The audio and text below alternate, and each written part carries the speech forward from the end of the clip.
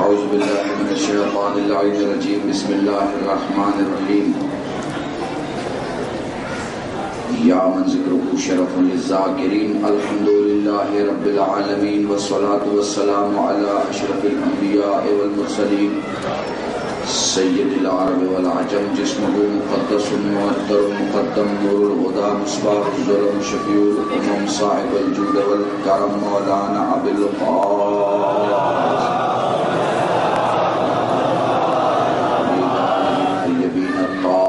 المعصومین المظلومین والشفیع المذنبین اما بعد فقد قال اللہ سبحانہ وتعالی فی القرآن الکریم بسم اللہ الرحمن الرحیم الف لام میم ذالک الکتاب لا ریب فیہ سلام پڑھیں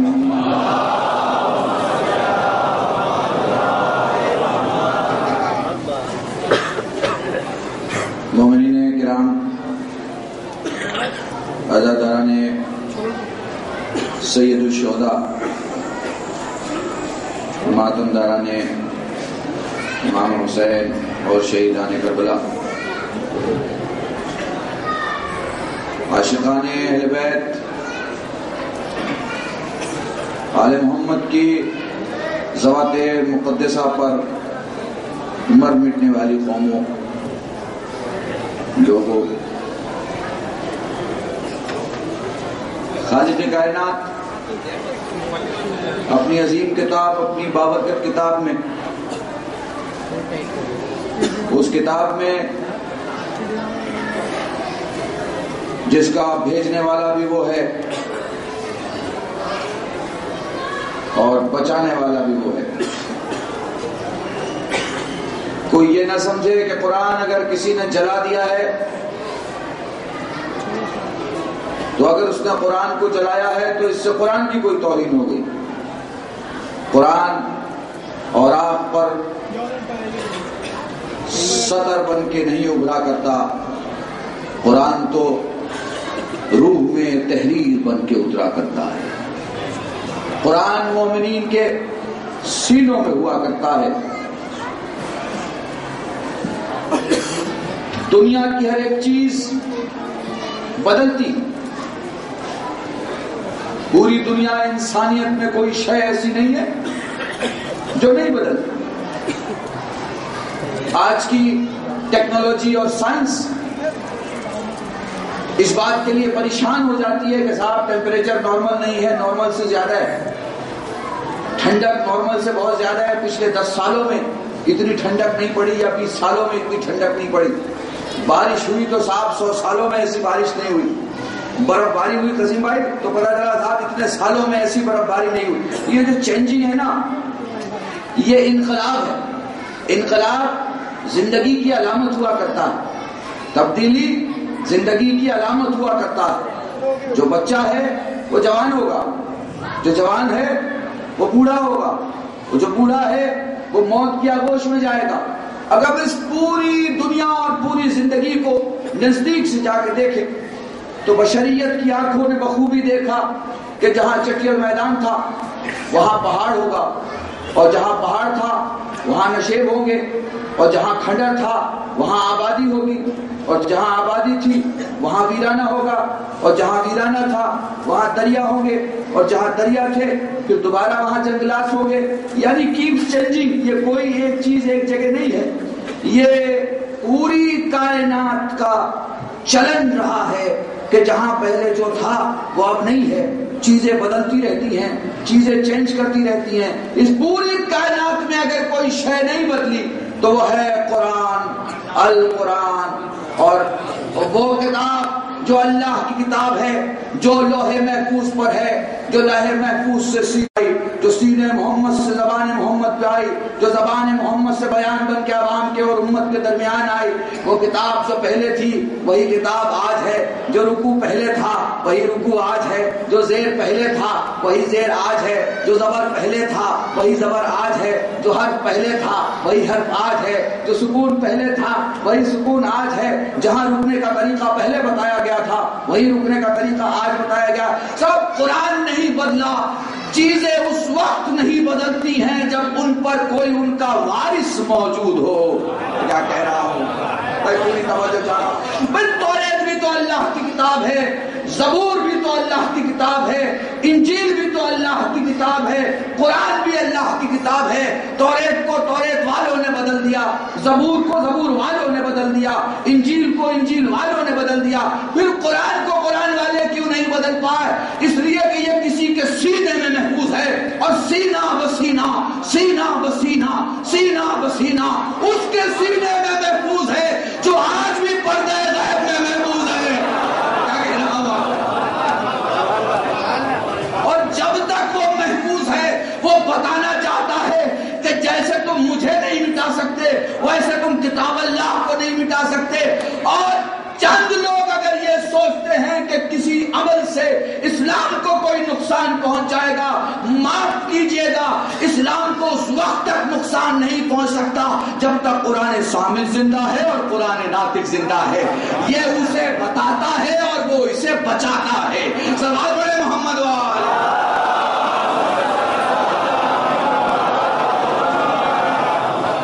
میرے دوستو، میں شکر گزار ہوں چوتھی دنیا نے ٹی وی کا، جنہوں نے یہ پروگرام کیا ہے کہ اس مجلس کو کل سے وہ پوری دنیا میں ٹیلی کاسٹ کرے پنجے کی مجالس کو انشاءاللہ. اور میں شکر گزار ہوں اپنے ان دوستوں کا جنہوں نے زحمت اٹھا کے یہاں اسے ریکارڈ کرنے میں اپنی کوشش اور کاوش کو پیش کیا ہے. در حسینی پر جو لوگ بھی آیا کرتے ہیں ان کی جزا اتنی ہوتی ہے جنہیں لفظوں میں بیان نہیں کیا جا سکتا. جھلستے ہوئے انسانیت کے ماحول میں صرف حسینی میسج ایک ایسا میسج ہے جو یہ بتا سکتا ہے کہ خود کیسے چین سے جیو اور کیسے چین سے دوسرے کو جینے دو. آج سارے لوگ کتابیں پڑھ کے، سارے لوگ اپنے مذہب کے اصول کو پڑھ کے، سارے لوگ دیندار بن کے، سارے لوگ اپنے عقیدے کو پیش کر کے اچھے تو بن جاتے ہیں، لیکن نہ جانے ان میں یہ برائی کہاں سے آ جاتی ہے کہ ان کے گلے کے نیچے انسانیت نہیں اترتی. مظلوموں کا قتل ہوتا ہے، ہم کنڈم کرتے ہیں انٹرنیشنلی، ہر اس عمل کو کنڈم کرتے ہیں. حسینیت کا دم بھرنے والا ننھا حسینی بھی اس بات کو مانتا ہے کہ ہم گردن کٹاتے ہیں، گردن کاٹتے نہیں ہیں. دنیا میں ہو رہے کسی بھی ملک، کسی بھی مذہب، کسی بھی قوم، کہیں پر بھی اگر انسانیت کا قتل کیا جا رہا ہے، ہم اس قتل کے خلاف ہیں. ہم آج سے 1400 برس پہلے ہوئے اس گھٹنا کے خلاف ہیں جو یزید اور اس کی فوجوں دوارا حسین علیہ السلام کے لیے کی گئی.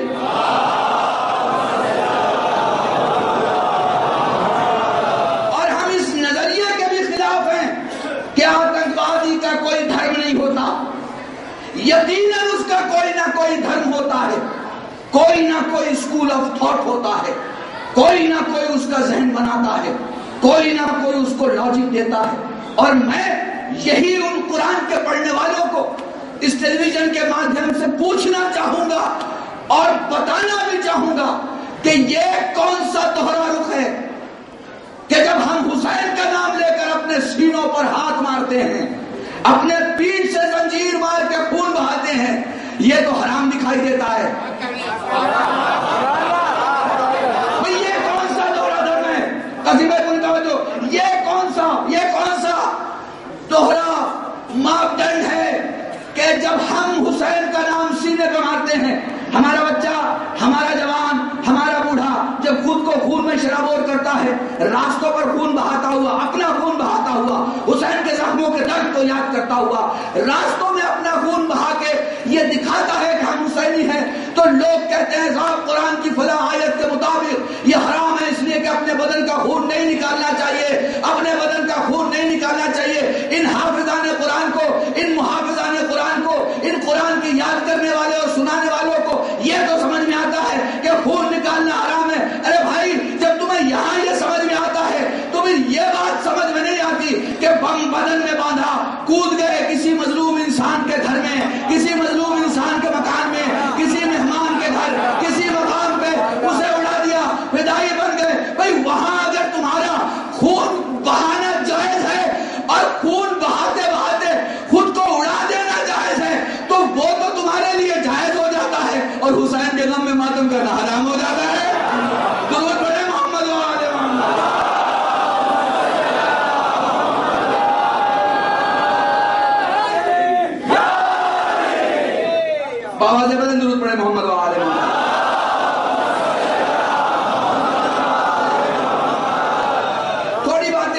بہت ضروری ہے.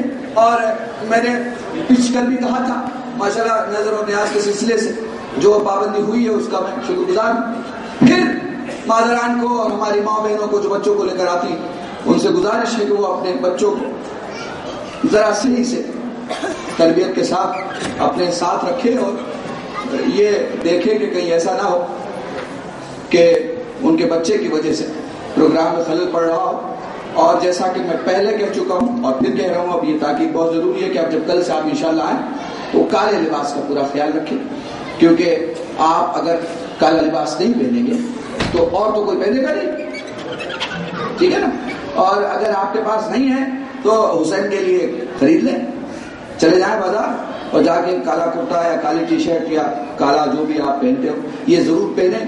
اور یہ یاد رکھیے گا یہ جو چھوٹے چھوٹے قدم ہے نا یہ آپ کے بڑے ہونے کو اور بڑا کر دیتی ہے.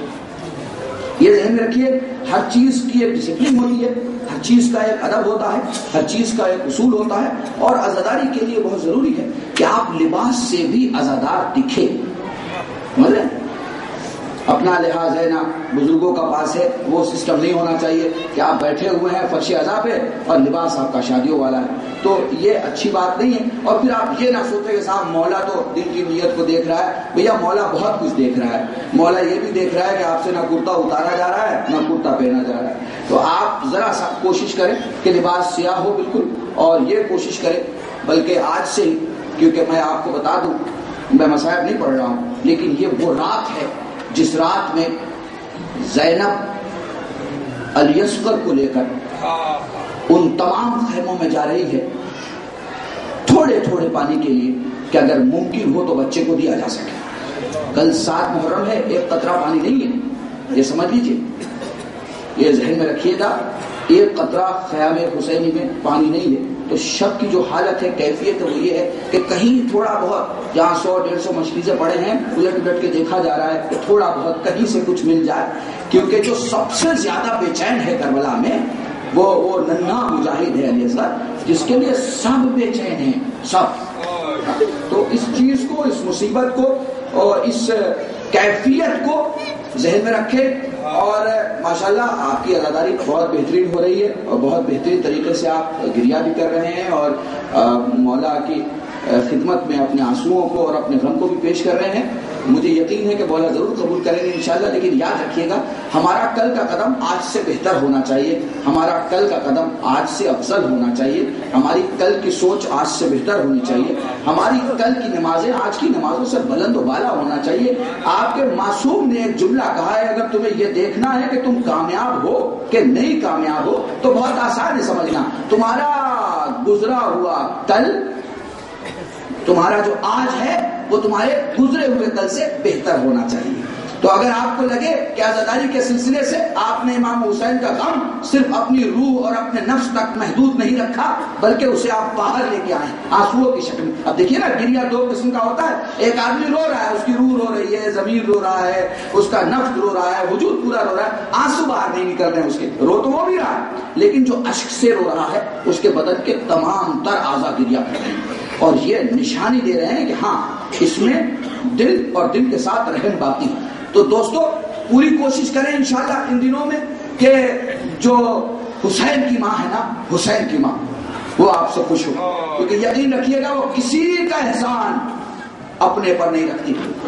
جس نے حسین کو کچھ دینے کی کوشش کی ہے نا حسین نے اسے بہت کچھ دیا ہے. اور کل جہاں سے میں نے مجلس چھوڑی تھی وہیں سے آگے بڑھنا چاہوں گا کہ وہ جو مانگنے آیا تھا نا راہب وہ مسلمان نہیں تھا, وہ کرسچن تھا, وہ عیسائی تھا. حسین نے اسے اولادیں دی اور یہ ثابت کیا کہ میرے چاہنے والوں دنیا کو بتا دینا ایک ہی دروازہ ہے حسین کا جو کسی مسلمان یا کسی با ایمان کے لیے نہیں بلکہ ہر اس انسان کے لیے کھلتا ہے جس کے دل میں انسانیت کا دل دھڑکتا ہے. سوال پڑھے محمد و آل محمد.